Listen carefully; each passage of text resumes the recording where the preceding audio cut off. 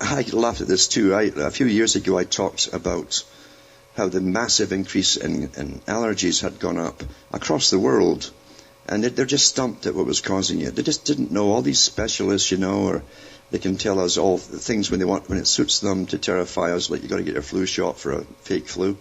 Just are stumped when it comes to why everyone's got these allergies. Now, part of it is because your immune system is compromised drastically. That means partially destroyed, folks.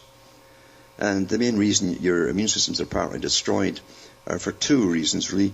One is a GM food, and the other one are the inoculations that you've had, which directly affect the immune system. And I'll read more of this when we come back from this break. Hi folks, we're back cutting through the matrix and talking about allergies, and it certainly has skyrocketed in the last 12 years or so. And they're just totally stumped by what could be causing it. It's nothing to do with the constant aerial spraying of really highly irritable materials that go for your mucous membrane inside the nose, your lungs, and so on. No, it's nothing to do with that. It's to do with, guess what? Here's another red herring. Carbon dioxide emissions may be raising pollen counts in European cities according to a continent-wide study. Researchers from 13 EU nations analysed pollen levels from more than 20 species of tree and plant. They found that many, including several that cause allergies, such as hay fever, correlated with rising CO2 levels. Presenting their study at the European Geosciences Union annual meeting, scientists and city planners might need to review which trees they plant. Can you believe this? They're going to reshuffle the whole world rather than tell the folk the truth. Just plant all this stuff all over the place. And how long have they been doing this testing? Because they had to been doing it every single year to come up even with a kind of graph to show you that it's actually increasing. Hay fever and other allergies appear to be rising across Europe, and the UK GP diagnosis of allergic rhinitis, which includes hay fever, rose by a third between 2001 and 2005. It's been suggested that higher temperatures might be causing plants to produce more pollen. It's all rubbish. It's all to fit in with the global warming agenda and carbon, as you well know. This is by comparing pollen counts during relatively hotter and relatively cooler years, this latest study found temperature was not the cause. So they've come up with CO2.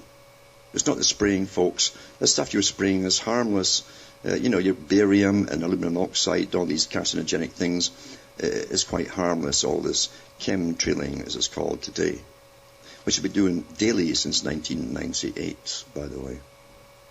Practicing it, testing all this stuff back in the 50s, 60s, 70s, and 80s, but daily since 98. Says Annette Menzel from the Technical University of Munich said other possible factors were eliminated as well. We thought the increase in the amount of pollen could be related to land use changes, but we don't observe this, she told BBC News. By the way, they're not mentioning the fact that people are also getting massive skin rashes and all that kind of stuff as well. You don't normally get that with hay fever, folks. And of course, your GM food is all part of it for sure. Disastrous was happening with that, and to see all the inoculations you get as well. Now, GMOs linked to organ disruption in 19 studies. That's your genetically modified organisms, your food that you're eating. So a new paper shows that consuming genetically modified corn or soybean leads to significant organ disruption in rats and mice, particularly in livers and kidneys.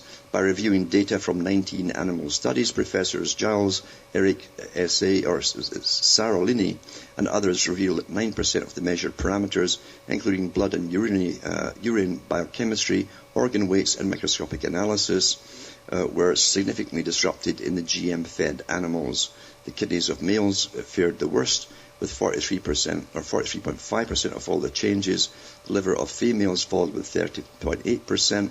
The report published in Environmental Sciences Europe on March the 1st, 2011, confirms that several convergent data appear to indicate liver and kidney problems as end points of GMO diet effects.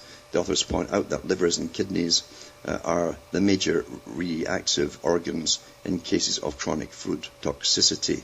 Chronic food toxicity. This is other organs may be affected too, such as the heart and spleen or blood cell, stated the paper. In fact, some of the animals fed genetically modified organisms had already altered body weights in at least one gender, which is a very good predictor of side effects in various organs.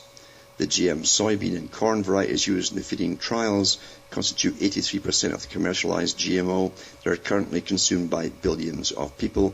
While the findings may have serious ramifications for the human population, the authors demonstrate a multitude of GMO-related health problems could easily pass undetected through the superficial and largely incompetent safety assessments that are used around the world. Well, actually, they're bribed to be like the EPA and so on, Drug and Food Administration, have all their boys from Monsanto sitting on their board, so it's not surprising they won't grab it.